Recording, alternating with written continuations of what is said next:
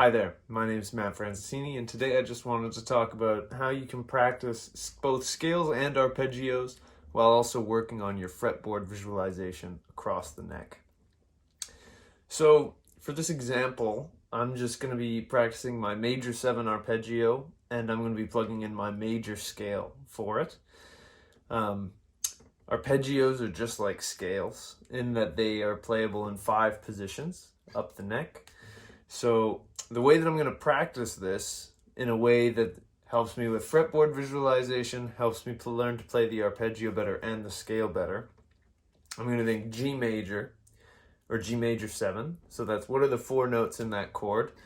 And I know that I've got G, B, D, and F sharp, and then G again. And so what I'm going to do is I'm going to play the arpeggio. So I've taken that mental note that those are my 4 notes, and I'm going to play the arpeggio, and I'm going to say each name of the note. So G, B, D, F sharp, G, B, D, F sharp, G. So now I know where those 4 notes are on the fingerboard in this area of the neck. And then I'm going to play the arpeggio.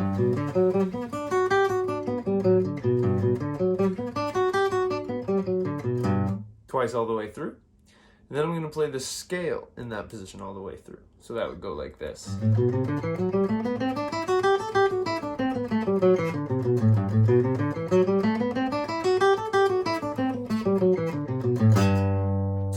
I'm going to move up to the next scale position, and I'm going to do the same thing. So this one would be starting from the 5th fret of my D string, and I'm going to go G, B, D, F sharp, G, B, G, F sharp, D, B, G, F sharp, D, B, D, F sharp, G. Do that.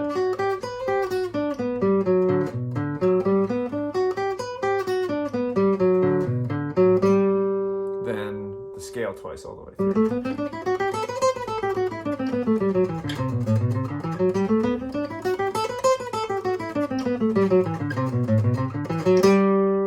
And when I'm doing this, both the arpeggio or the scale, note that I'm starting and ending on the note G, so that it stays being a G major scale. If I play all of those same notes, but I start from the A on the 5th fret of the E string, then I'm playing Dorian, and it stops kind of sounding like G major. So that's something that I really try to teach all of my students, is to make sure that you're going root to root. Now let's do this in one more position. Obviously keep going all the way up, but I hope that this example is clear enough for you. So now here, I've got my pinky on the 10th fret, and I'm going to go G, B, D, F sharp, G, B, D, B, G, F sharp, D, B, G, F sharp, D, B, D, F sharp, G. So there, I've played all the way up the arpeggio. Then I'm going to do that twice. Hit an open string there by accident.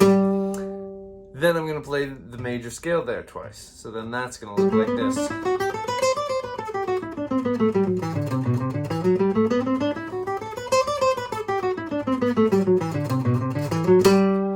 And so by doing that, playing the arpeggio and saying where the notes are, and then by also playing the scale there, you're working on the arpeggio, you're working on your knowledge of notes and where they are, and you're also working on the scale and being able to play it all the way up the neck. So this is a really useful exercise that you get a bunch out of. And when you're doing it, you can also, like, if I'm playing a song that has, say, 2 bars of G major, if I've practiced this in the key of G all over the place, then I have all of these different options of notes that I just know will work, which is really useful. So practicing this not only is great for developing your technique and learning in a structured way, but it also lets you just burn on chords if you want to, which is awesome. And then the other thing that you can do with this that I love is you can change your arpeggio or whatever it may be, or you can change the scale you're playing with. So for example, with major 7, there we played G major 7 followed by G Ionian or G major.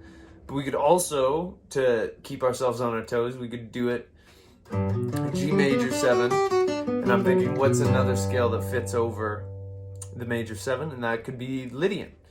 So that could look something like this. I go through my arpeggio, and then I play G Lydian. That was Lydian dominant, sorry.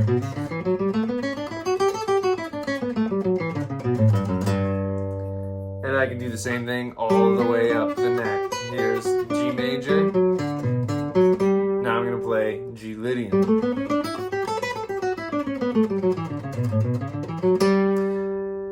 And then you can do the same thing for minor. Minor 7 is almost even more exciting because there's so many scales just derived from the major scale that you could play over it. So if I played G minor 7 arpeggio, yeah, sorry, I had a brain fart there. I could play Dorian after that.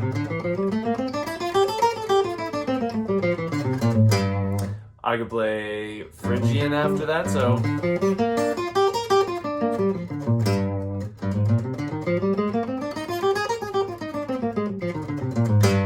I could also play just the straight minor scale after that on the minor 7 arpeggio. So there's the minor 7, then here's the minor scale. So this is a really, really great way to practice your scales and your arpeggios, because the arpeggios show you where some of the important notes are, and they help you kind of work on knowing where certain notes are. Like, the more and more you do this, you'll start to know, where all the G's are, where all the whatever keys you're doing it in. And it helps you because if you're ever improvising or just soloing in general and you're stuck in a scale, you know that this will help train you on the most impactful notes. Where if I'm playing in G major here, I know that I have all of these at my disposal, and they're great notes to be playing. So thanks so much for watching this video. If you liked it or found it useful, please consider giving it a like and a subscribe. And if you have any recommendations for a future video, or if you have any questions, please don't hesitate to put them in the comments. I will have a link to my website, to my jazz guitar lesson blog, where I'll have diagrams for all of the major scale and the major 7 arpeggios that I played here. So you can download those or just check them out if you like.